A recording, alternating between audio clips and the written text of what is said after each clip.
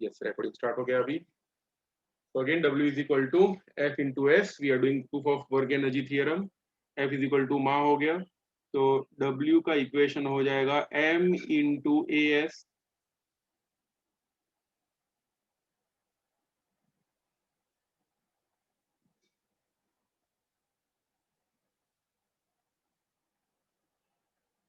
चलो ये हो गया है, बट हम लोग प्रूफ कर रहे हैं वर्क एनर्जी थियरम का। What is A into S? Proof बाकी था ना शायद। चलो AS क्या होता है? Yes sir. यस AS क्या होता है ये बताओ। v square minus u square by 2. Very good.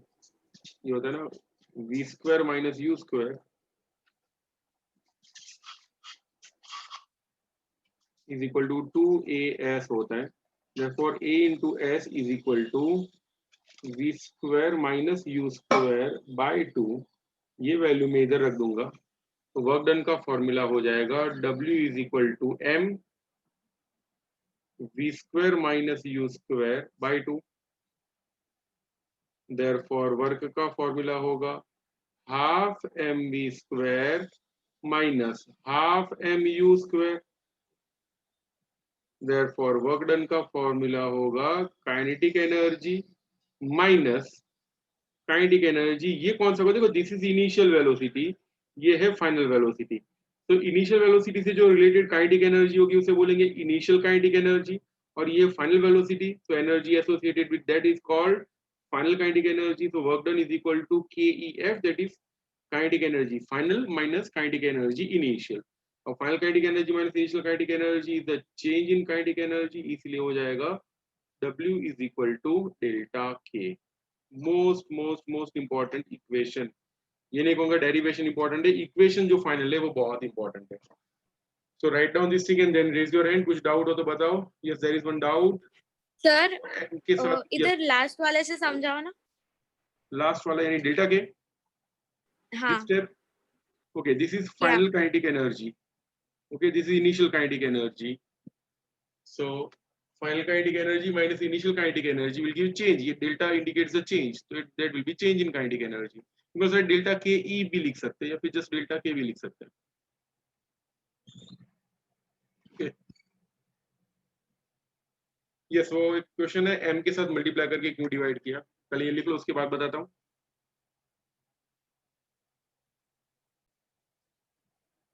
तो चलो आगे बढ़ते हैं। we got the proof of kinetic work energy theorem। देखो कंजर्वेटिव फोर्स और नॉन कंजर्वेटिव फोर्स क्या होते हैं वो लास्ट टाइम हम लोगों ने डिस्कस कर लिया था।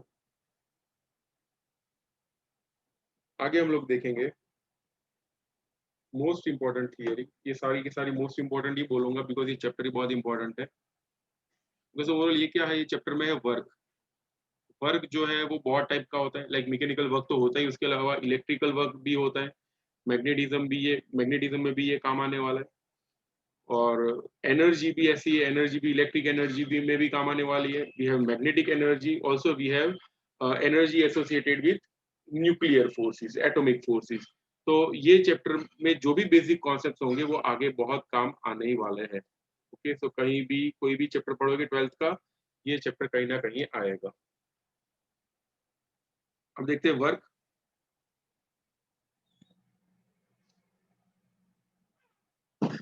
वर्क के दो मोस्ट इंपॉर्टेंट इक्वेशन है।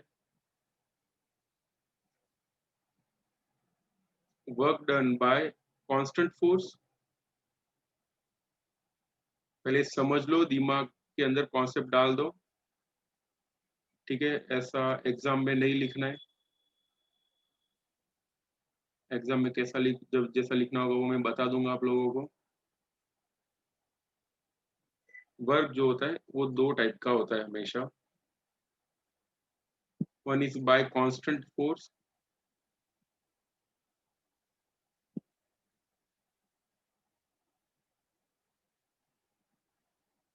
और दूसरा होता है बाय वेरिएबल फोर्स।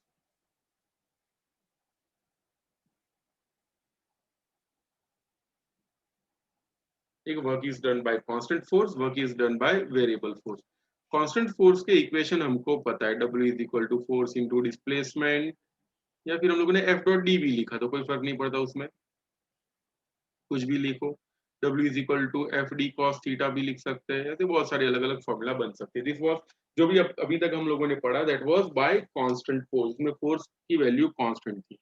बट अगर फोर्स कांस्टेंट ना हो तो क्या होगा, सबसे पहले ये समझ लें कि अगर फोर्स कांस्टेंट ना हो ऐसे केस कैसे बन सकता है। How force can remain variable while doing work, कोई एग्जांपल बताएगा। वर्क हो रहा है लेकिन फोर्स इज नॉट कांस्टेंट, फिर से सोचो, वर्क हो रहा है but force is not remaining constant. एक एग्जांपल दे दो बस। वर्क हो रहा है, फोर्स कांस्टेंट नहीं है, रनिंग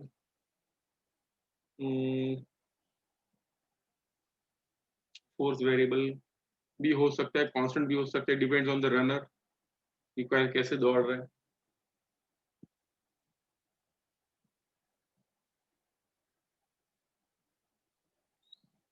आपके आसपास ही ये सारे एग्जांपल्स होते हैं, सोचो निकालो कहीं से भी। Work done by variable force, ऐसा वर्क जिसमें फोर्स वेरिएबल है, फोर्स चेंज होता रहता है, यानी आप लोग वर्क करते जा रहे हो और फोर्स जो है वो चेंज होता जाता है।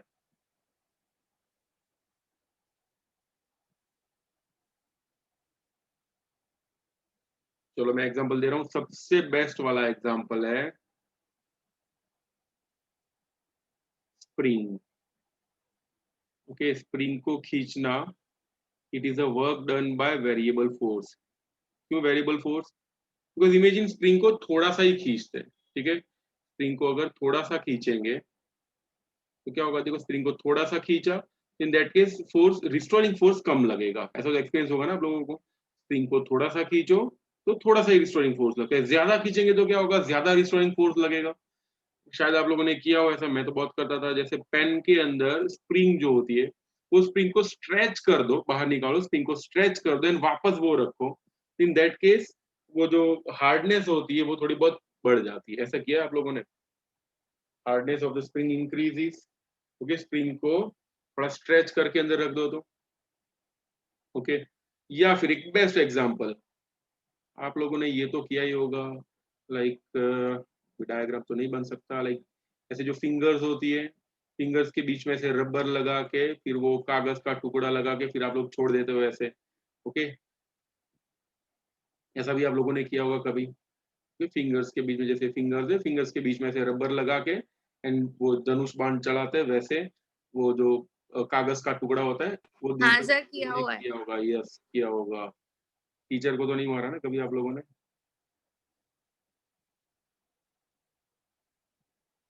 तो कोई नहीं बता, सर, एक बार लगते लगते रह गया। अच्छा वो अपने ऑनलाइन पढ़ रहे हैं अभी। चलो टीचर बच गए, अच्छी बात है। सो इन दैट केस देखो, अगर हम लोग उस रबर को थोड़ा सा स्ट्रेच करें, ओके, थोड़ा सा ही, तो इफ डिस्प्लेसमेंट इज लेस तो वो स्ट्रेच भी थोड़ा कम होगा और फोर्स जो होगा वो फोर्स थोड़ा ही होगा। तो मेरा जैसे जैसे आप लोग रबर बैंड को स्ट्रेच करते जाओगे, इन दैट केस वर्क तो हो ही रहा है, ओके, बट वो वर्क कैसा होगा, it will be by a variable force. यानी अगर मैं स्प्रिंग को यहां से खींच के, okay, if I am stretching this spring from this point, initially अगर मान लो ये पॉइंट पे, और मैं स्ट्रेच करके उसको आगे यहां तक ले आता हूँ, ठीक है, तो वाइल स्ट्रेचिंग, स्ट्रेच करते करते फोर्स जो है वो वेरिएबल रहेगा, यानी दिस पर्सन स्प्रिंग को स्ट्रेच कर रहे हैं, पर्सन जब ये वाले पॉइंट पे होगा, ठीक है, एट दैट टाइम उसको कम फोर्स लगाना पड़ रहा होगा, but when the person is at this position तो उसको बहुत सारा वर्क करना पड़ेगा, ये वाले पॉइंट पे होगा, he has to do a lot of work, and meanwhile उसको यहाँ से यहाँ तक लाते लाते भी बहुत वर्क करना पड़ेगा, ठीक है, यहाँ से यहाँ तक हम लोग ले आए तब भी हमको वर्क ज्यादा करना पड़ेगा। So while the spring is stretched from this position to this position, यहाँ से यहाँ तक हम लोग ला रहे हैं, तो ये डिस्प्लेसमेंट के लिए, फॉर दिस स्पेसिफिक डिस्प्लेसमेंट, हर एक पॉइंट पे फोर्स कांस्टेंट नहीं होगा, ठीक है, ये समझ में आ रहा है, बिकॉज जैसे जैसे स्प्रिंग स्ट्रेच होती जाएगी वैसे वैसे अंदर की तरफ जो फोर्स है वो बढ़ता जाएगा। ये दिमाग में जा रहा है स्प्रिंग वाला केस? तो आगे बढ़ू? Yes sir. नहीं तो थियोरिटिकल जितनी भी चीजें समझ में नहीं आएगा बिल्कुल भी। ओके, तो स्प्रिंग को स्ट्रेच करना यानी it is work done by variable force. Rubber को स्ट्रेच करना that also is a work done by variable force. एक दो एग्जांपल और आप लोग बता दो। Work done by variable force यानी जैसे जैसे आप लोग फोर्स लगा रहे हो, सॉरी, जैसे जैसे वर्क करते जा रहे हो वैसे वैसे फोर्स जो है वो वेरिएबल हो जाता है, चेंज हो जाता है। स्प्रिंग और रबर मैंने बता दिया।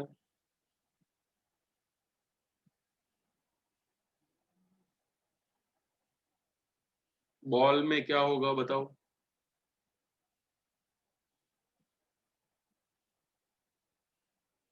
टू ओपन द डोर,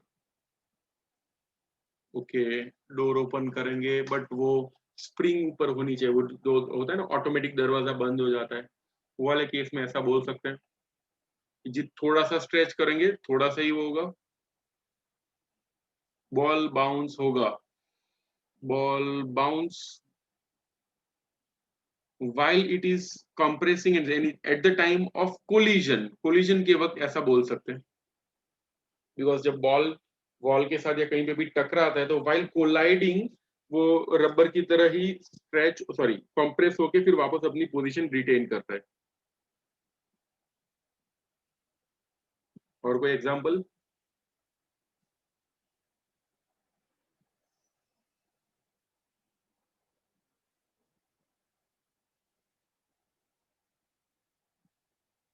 चलो, आप लोग वो इंजेक्शन तो नहीं आप लोग अभी कभी खेला होगा इंजेक्शन से, बट होली में जो पिचकारी होती है ना, इन दैट केस ऑल्सो जैसे पिचकारी है, ठीक है, लाइक दिस, मुझे बनानी नहीं आती है, एग्जैक्टली ऐसा ही ले लेते हैं, ठीक है। इन दैट केस जब इसको पिस्टन को ऊपर की तरफ खींचेंगे एट दैट टाइम यहाँ पे वो पानी जो भी होगा वो अंदर आएगा। थोड़ा सा खींचो थोड़ा ही अंदर आएगा, ज्यादा खींचो तो क्या होगा, पानी ज्यादा अंदर आएगा, और जितना पानी अंदर ज्यादा आएगा at that time you will have to apply some more force to hold it, ठीक है। थोड़ा सा खींचो थोड़ा ही आएगा, ज्यादा ऊपर करो तो ज्यादा आएगा, ठीक है। ऐसे बहुत सारे एग्जांपल्स हैं। अब चलो एक बेस्ट चीज बता रहा हूँ। हाँ, ये साइकिल का पंप बहुत अच्छा एग्जांपल है। गन की भी बात सही है। योयो, अरे हाँ यार, योयो तो अच्छा एग्जांपल है, वो तो सोचा ही नहीं था। Okay, so all those examples are of work done by variable force. चलो, अभी खत्म नहीं हुआ टॉपिक, आज थोड़ा चलेगा ज्यादा, बहुत नई नई चीजें जानने को मिलेगी, but everything is not important for writing in exam. समझने के लिए ही आज का लेक्चर।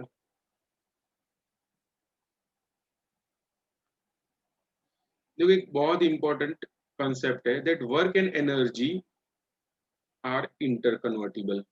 वर्क और एनर्जी है वो इंटर कन्वर्टिबल है। कोई एग्जांपल देगा इसका, वर्क और एनर्जी कैसे इंटर कन्वर्टिबल? यानी मैं वर्क कर रहा हूँ तो किसी को एनर्जी मिल रही है, इट में भी काइनेटिक एनर्जी में भी पोटेंशियल एनर्जी, और कोई एनर्जी जनरेट कर रहे हैं तो वो एनर्जी से हम लोग वर्क ऑब्टेन कर सकते हैं। इसके तो इन्फिनिट एग्जांपल्स है, वर्क से एनर्जी और एनर्जी से वर्क का कन्वर्जन। साइकिलिंग। साइकिलिंग, हाँ, यानी क्या होगा साइकिलिंग में, क्या कैसे कैसे कन्वर्ट होता है बताओ जल्दी से, कौन सी एनर्जी किस में कन्वर्ट होती है? वॉक वॉक से एनर्जी वर्क कौन करता है? हम करते हैं। यस, हम लोग वर्क करते हैं। साइकिल। नहीं, हम लोग एनर्जी देते हैं और साइकिल पे वर्क होता है, cycle gets displaced from one position to another. Yes sir. Okay, या फिर ये बोल सकते हैं अगर साइकिल को माउंटेन पे ले जा रहे हैं, in that case we are doing work and the cycle is gaining potential energy, ठीक है, साइकिल को पोटेंशियल एनर्जी मिलेगी। यस, कार में भी इसे, चलो कार में क्या होता है, कौन सी एनर्जी किस में कन्वर्ट होती है? बोलो भाई, कार में कौन सी एनर्जी किस में कन्वर्ट होती है?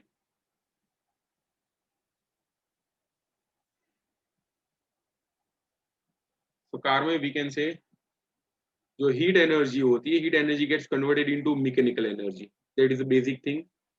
हीट एनर्जी कहाँ से आती है? तो हीट एनर्जी आती है internal energy stored inside the petroleum, petroleum की इंटरनल एनर्जी होती है, उससे आती है।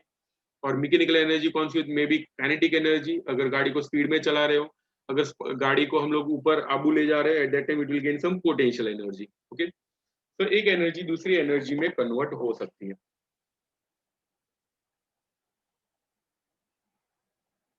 Yes, blades of the fan rotates, सही है, तो वर्क होगा, पोटेंशियल एनर्जी सही है। चलो भाई, हाइड्रो इलेक्ट्रिसिटी वाला एग्जांपल है, करेक्ट। चलो अभी सबसे बेसिक वाला एग्जांपल लेते हैं, जिससे इक्वेशंस भी आगे जाके डिराइव हो सकते हैं। मान लो यहाँ पे इज अ पुली, और यहाँ पे कोई खड़ा है, कौन खड़ा है?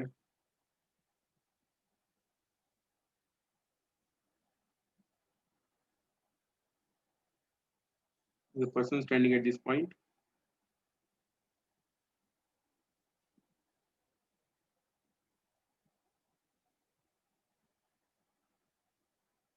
ठीक है। ऐसा लग रहा है ये नाच रहा है, बट ये नाच नहीं रहा। ही इज होल्डिंग समथिंग, इसके हाथ में स्ट्रिंग है, so let it be a string which is passing over a pulley। पुली को थोड़ा बड़ा करना पड़ेगा।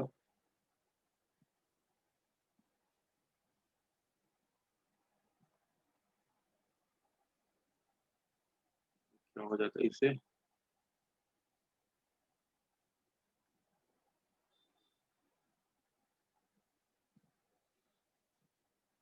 Okay, so that is a string, और स्ट्रिंग जो है वो पुली के ऊपर से पास हो रही है, लाइक दिस, ठीक है। और यहाँ पे कोई और खड़ा है,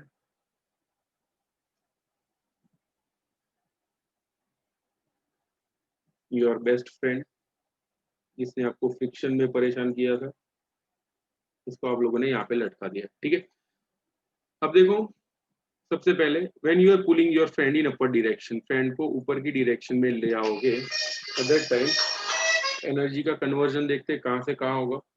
initially your friend is having zero energy, इसके पास एनर्जी है ही नहीं। ओके, ये हाइट कितनी है? This height is suppose h,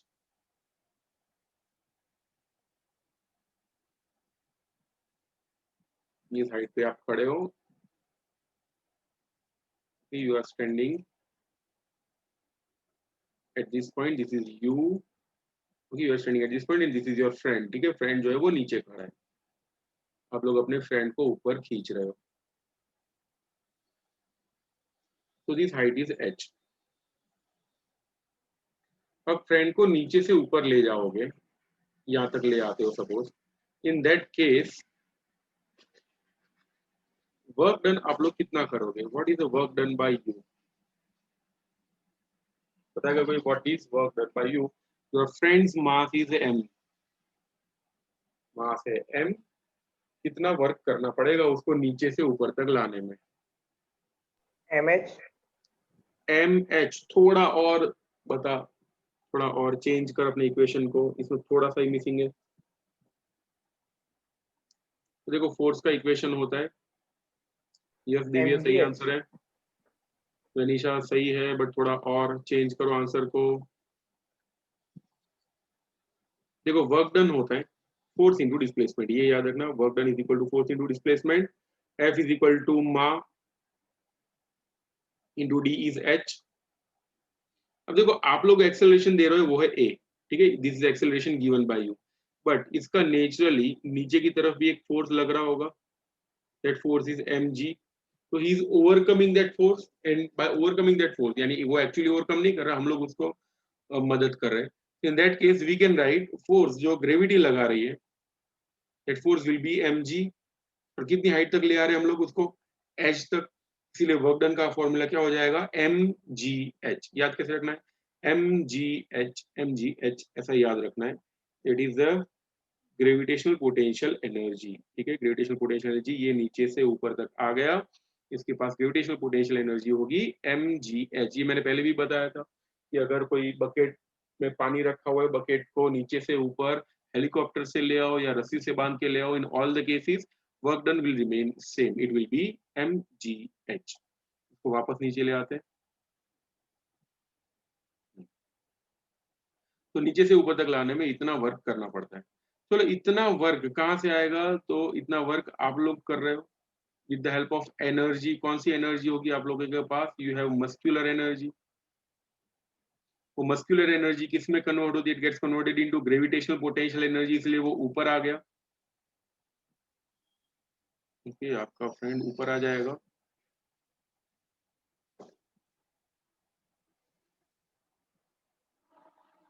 ठीक है, ये ऊपर आ गया। अब ऊपर आने के बाद इफ अगर आप लोग उसको धक्का देके नीचे फेंक देते हो, नीचे यानी ये स्लाइडर के ऊपर से, if is just sliding down वो जो स्लाइडर, ठीक है, जब नीचे जा रहा हो एट दैट टाइम, बताओ इसको वेलोसिटी कहाँ से मिल रही है? From where he is getting this velocity?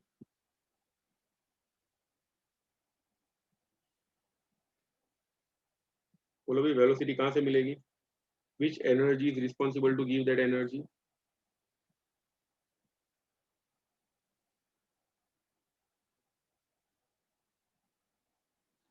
तो वो होगी ग्रेविटेशनल पोटेंशियल एनर्जी, जो उससे एनर्जी गेन की थी ना। ओके, दैट एनर्जी जो आप लोगों ने वर्क किया उतनी एनर्जी उसको मिल गई, वो एनर्जी कन्वर्ट हो जाएगी उसकी काइनेटिक एनर्जी में, और काइनेटिक एनर्जी में कन्वर्ट होते होते ये नीचे जब आएगा एट दैट टाइम वापस उसके पास एनर्जी हो जाएगी 0। मान लो अगर यहाँ पे मैं एक टरबाइन जैसी कोई चीज रख देता हूँ, so that जब ये आपका दोस्त इसके साथ टकराए at that time turbine will rotate and will produce some electricity. ठीक है, यहाँ पे इलेक्ट्रिक एनर्जी प्रोड्यूस कर रही है। तो बताओ electric energy is produce at the cost of, बताओ ये कैसे produce, what is the origin of this electric energy produce?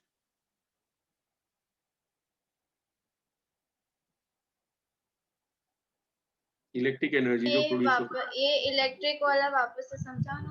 फिर से देखो, इसमें ऐसा है कि ये जो अपना इंसान है वो नीचे जा रहा है, let that person be X, X man है वो, एक्स मैन स्लाइड होके नीचे जा रहा है। यू कैन टेक वुल्वरिन,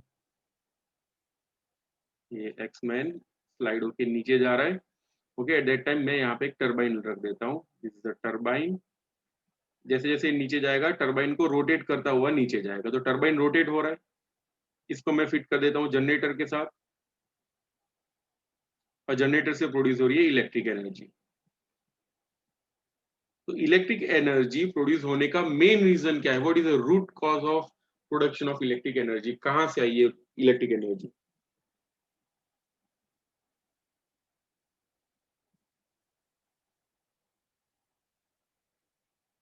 तो वो एनर्जी आ रही है कहाँ से? आ रही है बोलो जल्दी से, सीक्वेंस को फॉलो करो। Yes, kinetic energy of man सही है। काइनेटिक एनर्जी ऑफ मैन कहाँ से मिली उसे? मैन को काइनेटिक एनर्जी कहाँ से मिली? एक्समैन यस, एक्समैन को काइनेटिक एनर्जी कहाँ से मिली? किसने दी? के फ्रेंड ने। ये तो आप लोगों को, ठीक है, आप लोगों ने उसको energy the. Okay, you have given the energy. आप लोगों को एनर्जी कहाँ से मिली?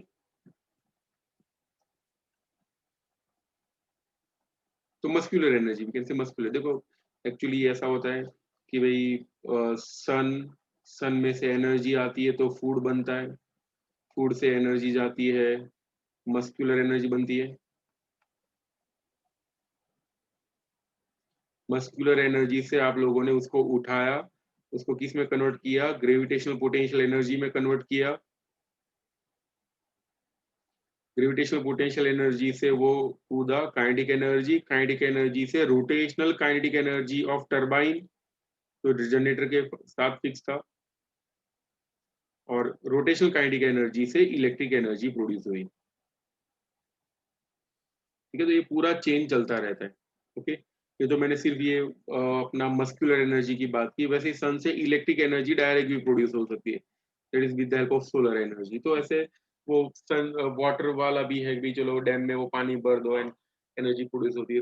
मेन चीज ये याद रखनी है कि भाई एक एनर्जी एनर्जी जहाँ भी मिलती है, electric energy is obtain, electric energy का कोई ना कोई सोर्स तो होता ही है, ठीक है, ये अपने आप प्रोड्यूस नहीं हो सकती।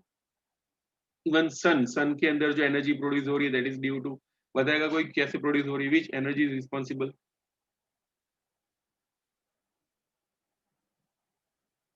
It is nuclear energy.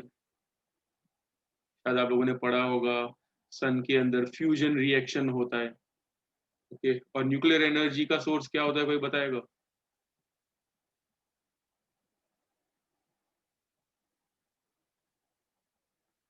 बोलो भाई, न्यूक्लियर एनर्जी कैसे प्रोड्यूस होती है? जनरल नॉलेज है, ऐसा एग्जाम में नहीं आने वाला, टेंशन मत लो। न्यूक्लियर एनर्जी कहाँ से आती है? इट कम्स फ्रॉम, नहीं, हीट एनर्जी तो प्रोड्यूस होती है, हीट एनर्जी से नहीं आती है। न्यूट्रॉन्स प्रोटॉन्स, चलो भाई न्यूट्रॉन्स प्रोटॉन सही है, बट न्यूट्रॉन प्रोटॉन की कौन सी प्रॉपर्टी, न्यूट्रॉन प्रोटॉन्स की कौन सी प्रॉपर्टी से न्यूक्लियर एनर्जी प्रोड्यूस होती है? यू कैन से मास। अच्छा, आइंस्टाइन ने बताया था E is equal to M C square, ठीक है। इस इक्वेशन से एनर्जी प्रोड्यूस होती है, वो एनर्जी सन के पास है, सन से फूड ये ओके इलेक्ट्रिक एनर्जी प्रोड्यूस हुई है, पूरा साइकिल चलता रहता है। आपको याद रखना है कि एक एनर्जी दूसरे एनर्जी में कन्वर्ट हो सकती है, ये इसलिए बता रहा हूँ बिकॉज जब न्यूमेरिकल्स आएंगे तो न्यूमेरिकल्स में ऐसा होगा। न्यूमेरिकल्स देखो, एक एग्जांपल दे रहा हूँ कैसा होगा न्यूमेरिकल में। जैसे क्वेश्चन ऐसे होते हैं, यहाँ पे एक स्प्रिंग फिक्स की हुई है, ठीक है, यहाँ पे कार है, कार की वेलोसिटी है v, कार इसके साथ टकराती है, तो स्प्रिंग कितनी कॉम्प्रेस होगी ये हमको फाइंड करना है। तो ये वाले क्वेश्चन में आपको याद रखना पड़ेगा कि भाई इसके पास है काइनेटिक एनर्जी, जब ये इसको इसके साथ टकराएगा at that time that kinetic energy will get converted into elastic potential energy, ये सब याद रखना पड़ेगा, ओके। वैसे ऐसा भी क्वेश्चन आता है कभी कभी कि भाई ये इधर एक स्प्रिंग रखी हुई है, इधर मास m है, it is at a height h from the spring, ये मास जब गिरेगा यानी मास नीचे जा रहा हो इसके पास ऊपर गिरेगा तो स्प्रिंग कॉम्प्रेस होगी, स्प्रिंग कितनी कॉम्प्रेस होगी ये भी क्वेश्चन आ जाता है। तो यहाँ पे आपको याद रखना पड़ेगा कि भाई इसके पास कौन सी एनर्जी थी, mgh, वो काइनेटिक एनर्जी में कन्वर्ट हुई, फिर इसके बाद स्प्रिंग पे गिरेगी तो स्प्रिंग कॉम्प्रेस होगी, तो इसमें वापस से इलास्टिक पोटेंशियल एनर्जी प्रोड्यूस होगी। सो ये कन्वर्जन आपके दिमाग में होना चाहिए, ठीक है, जितनी इमेजिन हो सके वैसे इमेजिन करके एक एनर्जी दूसरे एनर्जी में कैसे कन्वर्ट होती है वो एक दिमाग आपको चालू कर देना है सोचना। चलो भाई वापस आ जाते हैं, बहुत बाहर निकल गए हम लोग आज।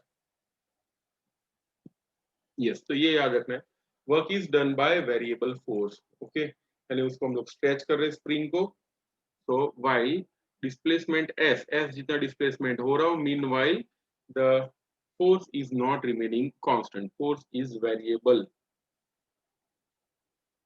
और जब वेरिएबल फोर्स हो तो वर्क डन कितना होता है वो हम लोग फाइंड करेंगे। तो work done by variable force,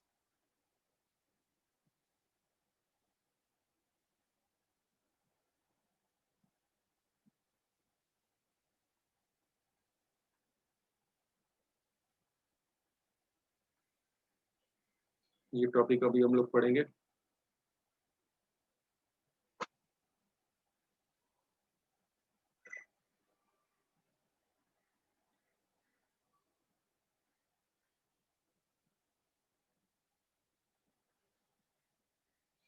देखो सबसे पहले एक सिस्टम इमेजिन करो, इसके अंदर force is not remaining constant, okay. So consider system in which a variable force act along plus x direction, plus X direction की तरफ क्या हुआ, कंसीडर का स्पेलिंग गलत है, okay. Consider a system in which variable force act along plus X direction, यानी spring को इस तरह पे यहाँ पे अटैच कर देते हैं,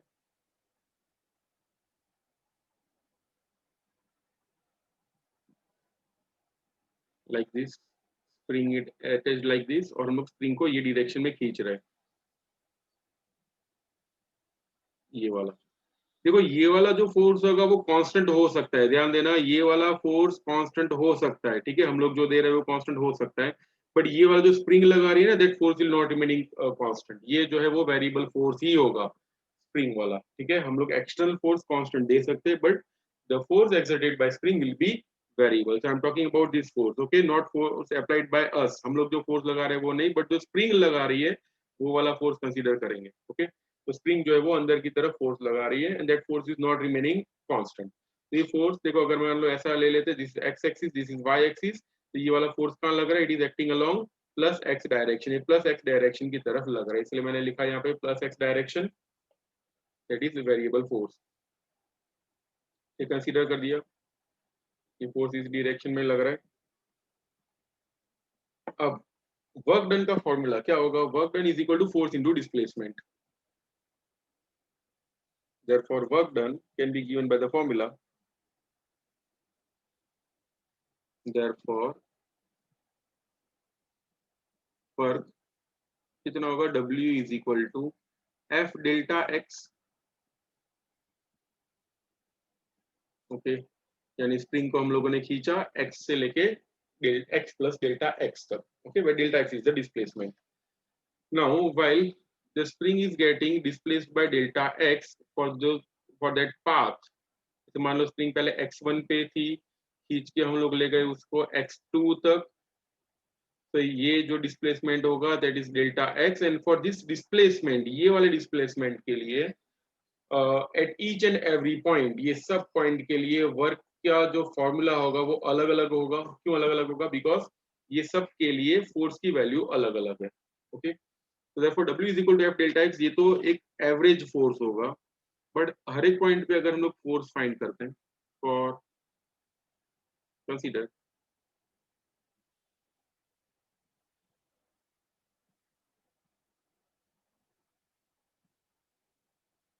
consider that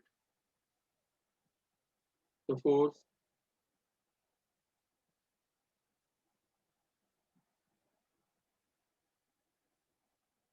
the force is not remaining constant, is not constant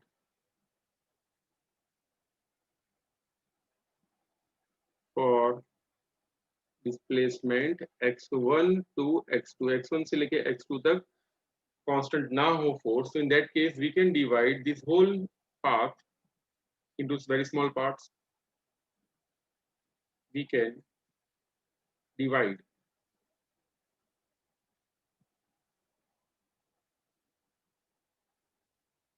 the whole path into small parts, for which F can be considered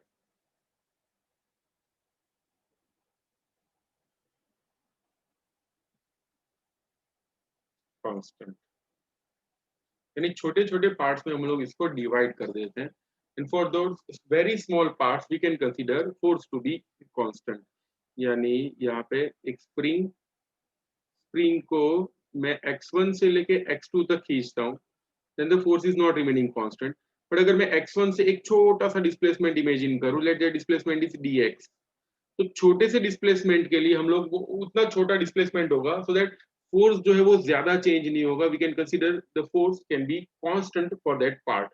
फिर जब ये यहाँ से यहाँ तक आएगा, दैट टाइम फोर्स थोड़ा ही चेंज होगा। तो ये छोटे छोटे पार्ट्स में हम लोगों ने पूरी सिस्टम को, पूरे डिस्प्लेसमेंट को डिवाइड कर दिया। तो ये छोटे छोटे वर्क हम लोग कैलकुलेट कर सकते हैं, ओके। यानी क्या कर रहे हैं हम लोग इसको, अगेन जैसे पहले हम लोग ले रहे थे x1 से लेके x2 तक का डिस्प्लेसमेंट, अभी क्या करने वाले, we are taking very small parts, छोटे छोटे पार्ट्स ले रहे हैं, उन छोटे छोटे पार्ट्स का एडिशन करेंगे। Okay, so we can consider small parts. तो वर्क डन का फॉर्मूला होगा W is equal to F1 delta x1 plus F2 delta x2, सब अलग अलग पार्ट्स में डिवाइड कर दिया, Fn डेल्टा xn।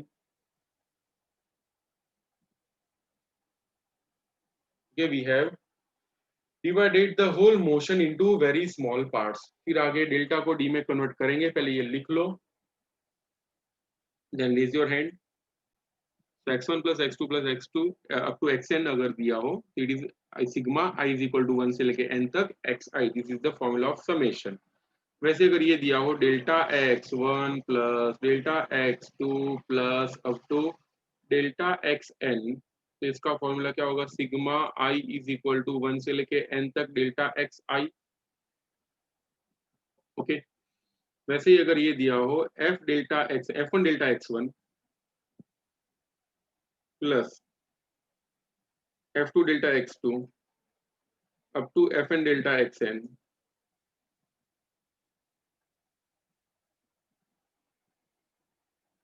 क्या होगा, इट विल बी सिग्मा, बताएगा कोई क्या होगा,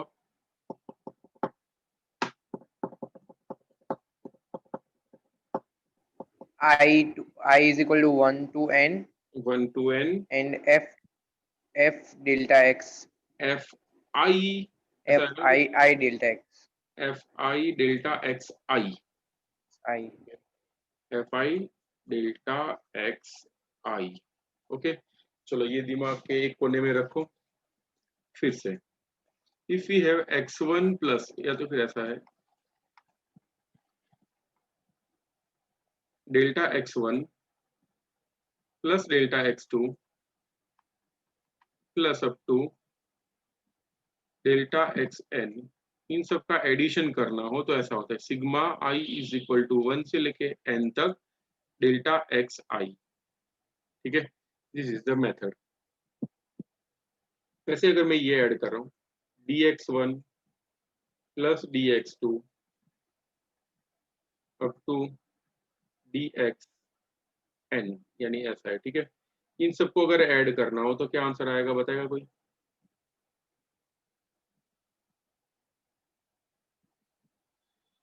बोलो जल्दी से, what will answer, dx1 dx2 ऐसे dxn तक सबको ऐड कर रहे हैं, what will be the final answer. sigma I is equal to 1 to n okay, sigma di xi is equal to 1 से लेके n तक 1 to n dxi। xi। ठीक है, अब याद रखना यहाँ पे डिफरेंस हो जाता है, अगर डेल्टा दिया हो, ध्यान देना डेल्टा दिया हो तो we have to use the formula of sigma. ठीक है, डेल्टा दिया हो तो हमको सिग्मा यूज करना है, फिर से डेल्टा तो we have to use sigma. जब डी दिया हो तो सिग्मा यूज नहीं करते, क्या यूज करते हैं, वी ऑलवेज यूज इंटीग्रेशन। बस इतना ही डिफरेंस है सिग्मा और समेशन में, डिफरेंस तो फिर आगे जाके बहुत होने वाला है, बट कॉन्सेप्ट में ये डिफरेंस है। यहाँ पे क्या आ जाएगा, इंटीग्रेशन।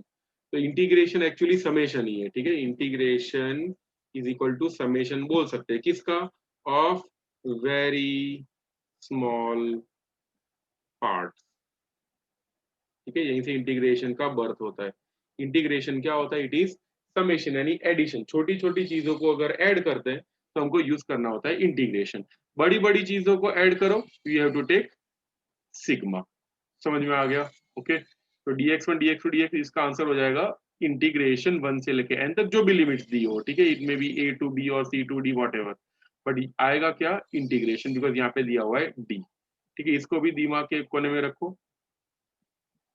आप लोगों ने जो स्टेप लिखा हुआ है, यहाँ तक लिखा हुआ है w is equal to f1 delta x1 plus f2 delta x2, ये वाला स्टेप लिखा हुआ है। उससे आगे जाएंगे, उसके आगे वाला स्टेप ये होगा,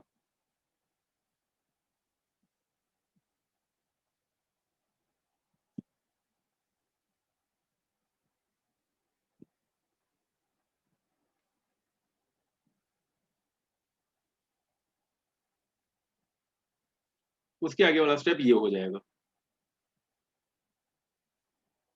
okay, F1 delta x1 plus F2 delta x2, समझ में आएगा ना कैसे आ रहा है?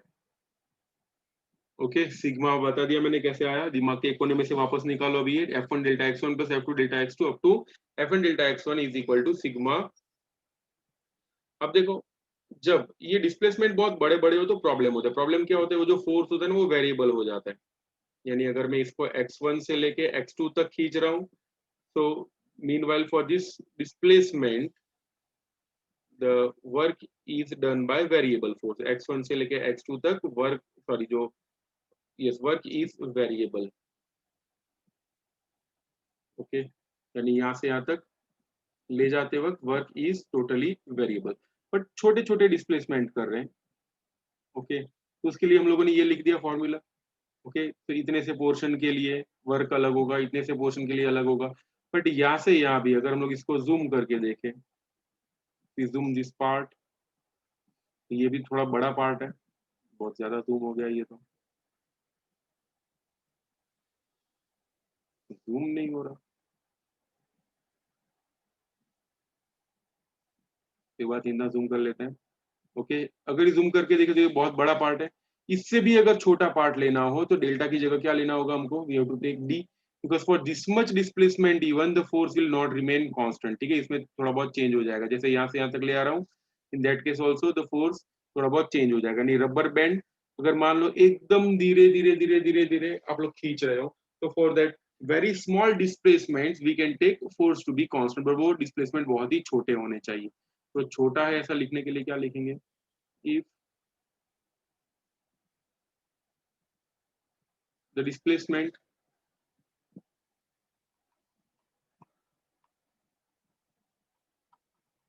are taken to be very very small, very very small, that is, याद आया, लिमिट क्या लेंगे, delta x tends to zero. इसका मीनिंग क्या होता है, डेल्टा x की वैल्यू जीरो से बहुत ही नजदीक है बट वो जीरो नहीं है। ठीक है, तो अगर हम लोग ये छोटी वैल्यूज ले लेते हैं बहुत ही, इन दैट केस क्या हो जाएगा, therefore f1 dx1 plus f2 dx2 कहाँ तक जाएगा फिर, F N D X N तक। इसका आंसर क्या हो जाएगा, इंटीग्रेशन 1 से लेके एन तक एफ डी एक्स। ठीक है, this is the formula of work done by variable force, most important formula. क्या है, या इसके बाद एक स्टेप लिखेंगे ऐसे, देखो total work will be W is equal to, उड़ा देते हैं,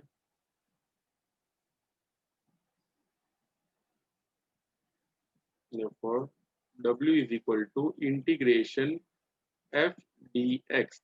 यहाँ पे लिखा हुआ है 1 से लेके n तक में, मैं लेकिन कोई भी अलग लिमिट लिख रहा हूँ तो जनरली काम आए, ए से लेके बी तक, ए बी कुछ भी हो सकता है, तो ए से लेके बी तक w is equal to integration f dx, this is the formula of work done by variable force। Okay, तो समझ में आया ऐसा नहीं पूछूंगा, बिकॉज 100% आज समझ में नहीं आया ऐसा हो सकता है। Okay, because this topic is not so simple. अभी पहले लिख लो, जैसे जैसे करेंगे वैसे वैसे आगे समझ में आएगा। छापो जल्दी से, देन रेज योर हैंड।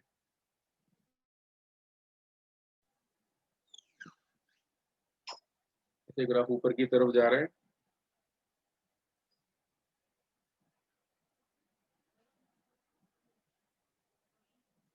ऐसा कैसे भी हो सकता है। ठीक है, उसके इंटरसेप्ट में नीचे ले रहा हूँ, इंटरसेप्ट यानी परपेंडिकुलर लाइन, इसको प्रोजेक्शंस भी बोल सकते हैं।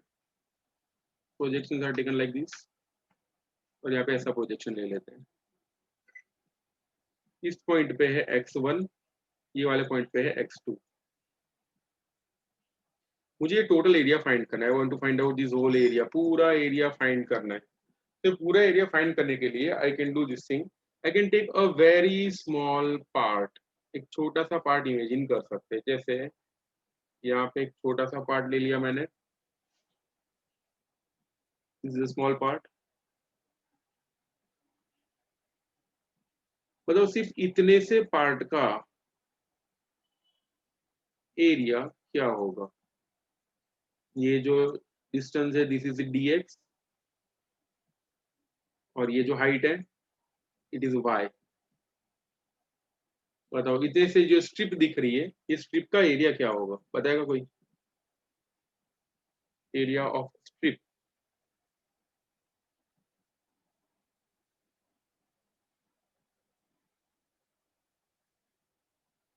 देखो स्ट्रिप दिखने में कैसी है? इट इज लाइक दिस, ठीक है, ऐसा शेप है इसका, ठीक है, ऊपर से जो है वो थोड़ा सा स्लैंट है। ओके,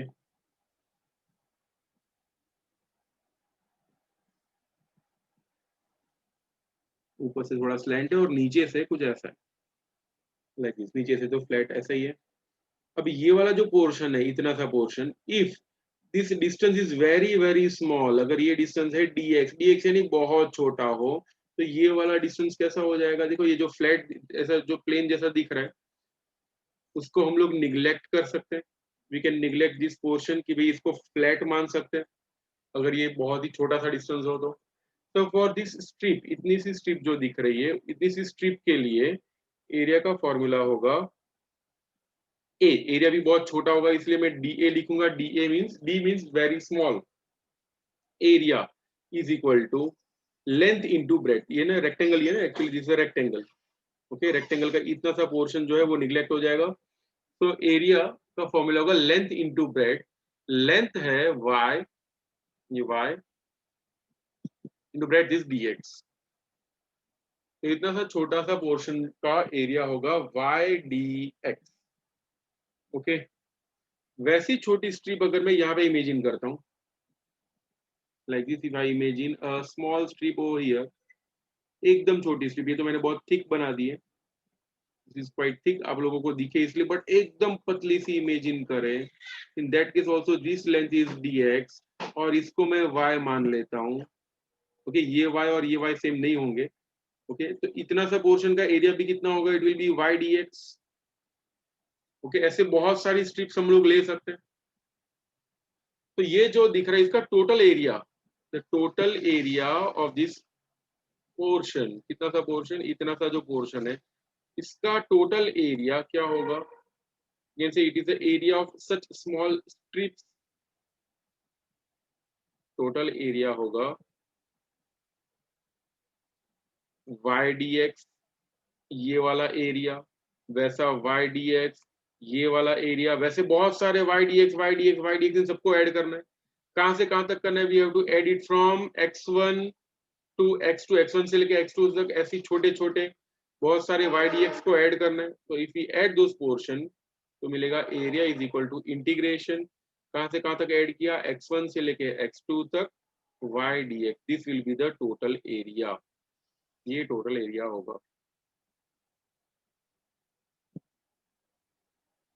ओके, तो this is the total area, इसलिए यहाँ पे लिखा था total area is y dx, integration में y dx। कभी क्वेश्चन ये आता है सब जगह पे y सेम नहीं है, अगर y सेम होता तो वो इंटीग्रेशन के बाहर आ जाता, अगर यहाँ पे नहीं है तो वो इंटीग्रेशन के अंदर ही रहेगा। तो this was just a general idea.